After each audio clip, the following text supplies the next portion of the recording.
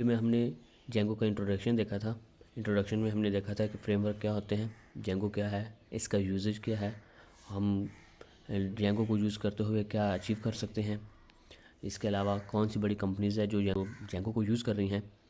तो आज की इस वीडियो में हम देखते हैं कि हमारे कोर्स में क्या क्या इंक्लूडेड है, हम अपने कोर्स में क्या क्या पढ़ने वाले हैं, और जेंगो को स्टार्ट करने से पहले हमें किस किस चीज़ का नॉलेज होना ज़रूरी है, हमें कौन कौन सी ऐसी प्री रिक्विजिट्स हैं जो हमारे लिए जानना ज़रूरी है जेंगो के कोर्स को स्टार्ट करने से पहले। तो आज की वीडियो में हम यही देखने वाले हैं कि प्री रिक्विजिट्स क्या हैं और इस कोर्स में हम क्या पढ़ने वाले हैं।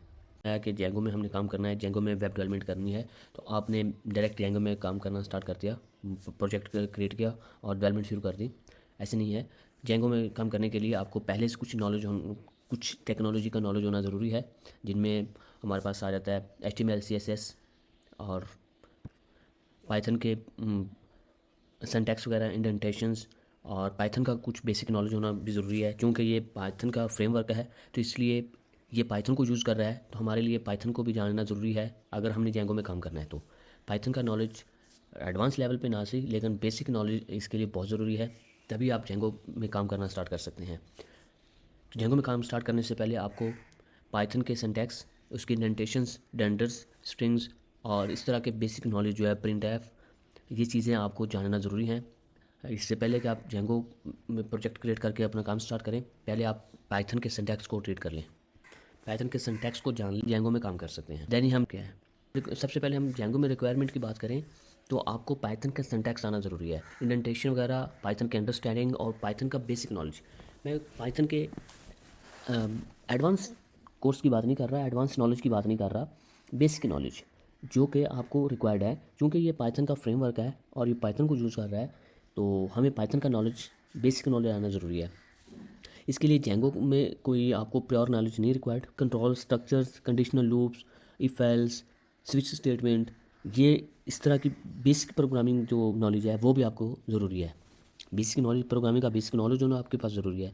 इसके अलावा अगर हम फ्रंट एंड वेब डेवलपमेंट की बात करें, फ्रंट एंड डेवलपमेंट की बात करें तो फ्रंट एंड डेवलपमेंट में जो टेक्नोलॉजीज़ हैं वो भी आपको आना ज़रूरी है, जिनमें HTML, CSS, जावास्क्रिप्ट, इसके फंडामेंटल्स और वेब के बिल्डिंग ब्लॉक्स, और इसके अलावा जो भी वेब डेवलपमेंट फ्रंट एंड से रिलेटेड है उसका नॉलेज आपको होना ज़रूरी है। मतलब इतनी नॉलेज होनी चाहिए कि जिसमें आप कोडिंग को समझ सकें, सिंटैक्स को समझ सकें, अगर हम फंक्शन बनाते हैं उसको आप रीड आउट करके उसको अंडरस्टैंड कर सकें, आपको बेसिक कंसेप्ट को यूज़ करना आता हो, बेसिक कंसेप्ट आप इम्प्लीमेंट कर सकें। मतलब ऐसा कि आपको इस चीज़ में मुश्किल ना हो, कोड लिखा हो तो आपको पता ना हो कि इसमें हो क्या रहा है। एटलीस्ट आपको इतना आइडिया होना चाहिए इंडेंटेशन का, फंक्शंस का, लूप का, इफ एल्स का, स्विच स्टेटमेंट्स का, आपको ये पता होना चाहिए कि इस पीस ऑफ कोड में हो क्या रहा है। आपको उसके अंदर बेसिक अंडरस्टैंडिंग हो जानी चाहिए। मतलब आपको पता होना चाहिए कि अगर हम जेंगो में कोई फंक्शन लिखते हैं, हम कोई फंक्शन बनाते हैं, तो आपको उसका पता होना चाहिए कि पाइथन में जेंगो में फंक्शन कैसे बनते हैं, फंक्शन कैसे वर्क करते हैं। अगर हम डायरेक्ट जेंगो में फंक्शन लिखना शुरू कर देंगे और आपको इसका नॉलेज नहीं होगा, आपको इसका आइडिया नहीं होगा कि जेंगो में फंक्शन कैसे बनते हैं, तो चीज़ें आपके लिए मुश्किल हो जाएंगी। तो इसके लिए आपको बेसिक नॉलेज का होना ज़रूरी है।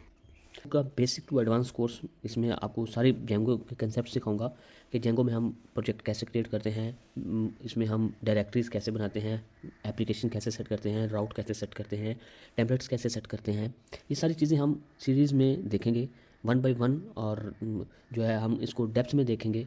इसकी आपको जेंगो इसी चीज़ की मैं प्रैक्टिस कराऊँगा कि हम इस सीरीज़ में हम ये तमाम चीज़ें देखेंगे। अब बात कर लेते हैं कि हम इस कोर्स में क्या क्या करने वाले हैं। इस कोर्स में हम प्रोजेक्ट को सेटअप करेंगे, डायरेक्टरीज किस तरह बनती है, जेंगो का प्रोजेक्ट किस तरह बनता है, और इस प्रोजेक्ट की अंडरस्टैंडिंग करेंगे कि जब हम एक प्रोजेक्ट क्रिएट करते हैं तो उसके अंदर कुछ फाइल्स, कुछ डायरेक्टरीज जो है वो बिल्ट इन आती हैं, प्रोजेक्ट के साथ ही वो क्रिएट हो जाती हैं। उनको देखेंगे, उनका पर्पज़ क्या है, URLs, राउट्स और व्यूज़ को सेट करना सीखेंगे। टेम्पलेट्स और स्टैटिक फाइल्स, उनको देखेंगे कि वो टेम्पलेट्स हम किस तरह इसमें बनाते हैं और स्टैटिक फाइल्स किस तरह हम यूज़ कर सकते हैं। डेटा, मॉडल्स, रिलेशनशिप्स, इन चीज़ों को देखेंगे। फॉर्म्स के साथ हम वर्क करेंगे कि हम किस तरह यूज़र की इन्फॉर्मेशन को डेटाबेस तक पहुंचाते हैं, किस तरह इसमें फॉर्म्स किस तरह वर्क करते हैं। क्लास बेस्ड व्यूज़ क्या होते हैं, क्लास बेस्ड व्यूज़ को हम समझेंगे, फाइल्स किस तरह अपलोड कर सकते हैं। इसी तरह सेशंस मैनेजमेंट करेंगे कि हम किस तरह सेशन को मैनेज कर सकते हैं जेंगो में। कुकीज़ का यूज़ देखेंगे, कुकीज़ कैसे हम हैंडल करेंगे। ये सारी चीज़ें हम इसमें देखने वाले हैं इस कोर्स में। इसके अलावा इन तमाम चीज़ों को रियल प्रोजेक्ट्स में यूज़ करेंगे। हम छोटे छोटे एग्जांपल से स्टार्ट करेंगे और एक रियल प्रोजेक्ट को हम क्रिएट करेंगे जिसमें इन सारे कंसेप्ट को हम यूज़ कर रहे होंगे। एडमिन पैनल भी प्रोवाइड करता है, तो हम फ्रंट एंड के साथ साथ एडमिन को भी देखेंगे कि एडमिन में कौन कौन सी फंक्शनैलिटी ये प्रोवाइड करता है, एडमिन के अंदर क्या क्या इंक्लूड है और आप किस तरह एडमिन पैनल को बना सकते हैं। उसके बाद हम देखेंगे कि हम डिप्लॉयमेंट कैसे कर सकते हैं। डिप्लॉयमेंट गाइड जो है वो मैं आपको डिटेल में सिखाऊंगा। इन डेप्थ आपको बताया जाएगा कि आप डिप्लॉयमेंट कैसे कर सकते हैं जेंगो के प्रोजेक्ट की। इस कोर्स में हम ज़ीरो से बिल्कुल एंड तक जाएंगे, तमाम कंसेप्ट वन बाय वन देखेंगे, बेसिक टू एडवांस जितने भी कंसेप्ट हैं हम उनको इन डेप्थ देखेंगे और एट द एंड हम इस काबिल हो जाएंगे कि हम जेंगो को यूज़ करते हुए अपना वेब एप्लीकेशन डेवलप कर सकें।